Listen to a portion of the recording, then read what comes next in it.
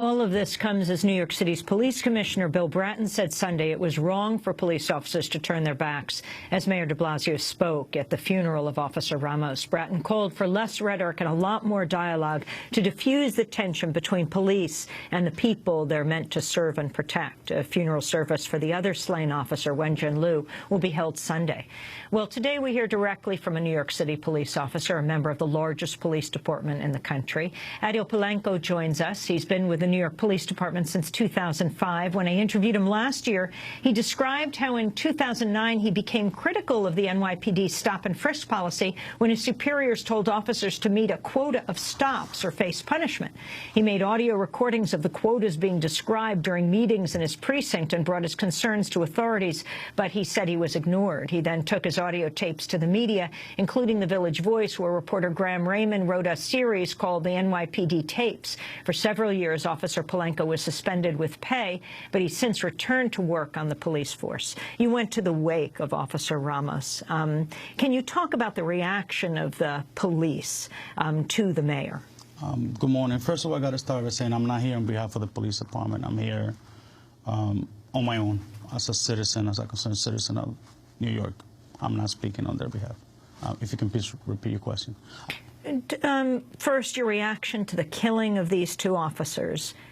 It's an act of barbaric coward. This is not acceptable. This is not something that anybody can say we are happy for this. We have lost a brother. We have lost a citizen. I went to the wake and to see the family, the way they're speaking, to see the church. And the people who are supposed to be angry, his family, his wife, the people that are affected the most, they are calling for unity. They are calling for peace. How come we cannot honor what they are calling for? Your reaction to your fellow officers turning their back on Mayor de Blasio, not in the church, but outside, because there were so many they couldn't all fit in the church. Absolutely wrong. Mayor de Blasio came to the police department that had a lot of issues with before he got to the police department. Mayor de Blasio came with the attitude that I can fix this police department. But this police department has a culture that is going to make whoever tried to change that culture alive impossible, including the mayor.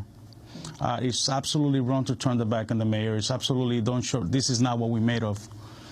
I was not thought, does not represent the police department. This does not represent how when a family calls for peace and unity, you're going to have 100 officers doing the absolute opposite.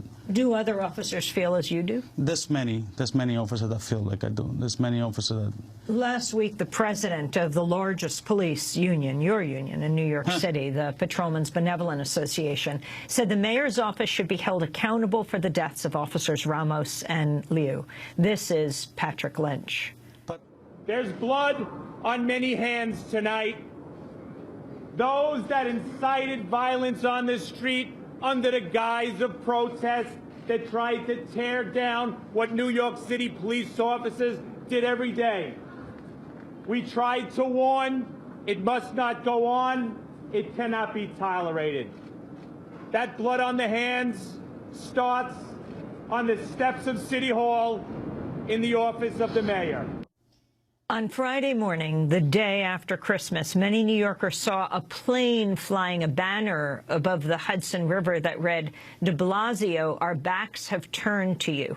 Former NYPD officer John Cardillo wrote on his blog, the officers behind the act felt that Mayor de Blasio's dangerous and irresponsible comments about his and his wife's concern for their son's safety at the hands of the NYPD fueled the flames that led to civil unrest and potentially to the deaths of Wenjin Liu and Rafael Ramos, as well as the continued threats against NYPD personnel, unquote.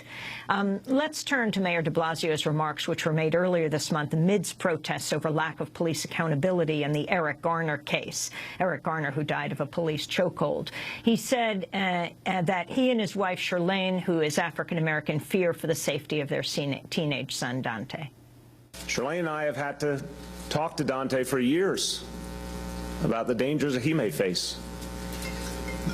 Good young man, law-abiding young man who never would think to do anything wrong, and yet, because of a history that still hangs over us, the dangers he may face, we've had to literally train him, as families have all over this city for decades, in how to take special care in any encounter he has with the police officers who are there to protect him.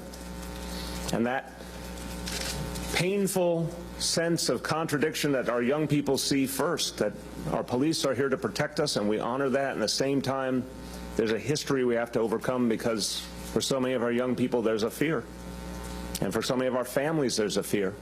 That's Mayor de Blasio speaking amidst the protests, around Eric Garner. How can a parent who has a black child, how's the parent that have seen millions of kids being stopped by stop and frisk, and you know the statistic of that, how can the parents of kids and see black kids get killed by police over and over?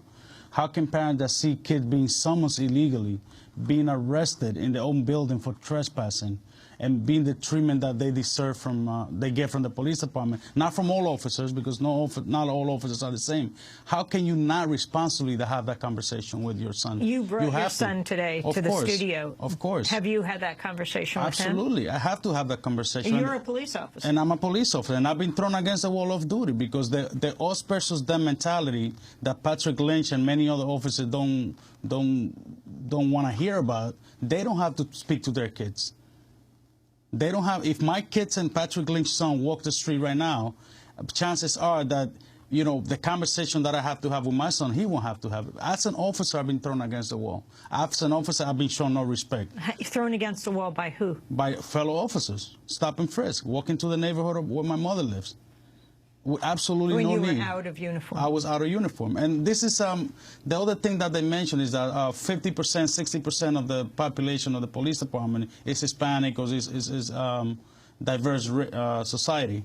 But we are out there, and when we take the uniform, us versus them, we become them. The second I take my uniform off, I'm them. I'm back to the civilian that, unfortunately, not by this administration, because we cannot say this administration is doing it, but by the 12 years of dictatorship that we have by Bloomberg and Kelly, we had to harass people that did not deserve to be harassed. Do you feel the policy is changing under Mayor de Blasio Absolutely. And Police Officer and Police Chief Bratton? Absolutely. God welcome Commissioner Bratton. I mean, de Blasio made a mistake. I think that the way he responded to the incident that happened over the bridge, it was not accurate. I don't think it was appropriate. Explain. They allege that when the two lieutenants got assaulted, he said that was an allege. During a police protest. Yes, I think that was a mistake. I think, and he's human, but I think that was provoked. This union have been fighting this mayor since before he became a mayor. And this mayor made his whole campaign around fixing the police department, bringing changes to the police department.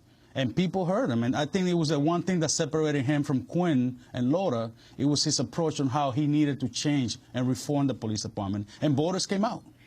What do you feel about the police protests that have been taking place? I mean, the protests against police brutality and police violence. Yeah, people need to get it straight. People are not protesting against police. People are not protesting like angels, like Officer Ramos, and people who go out there and do their job every day. They're not saying these officers shouldn't be in the street.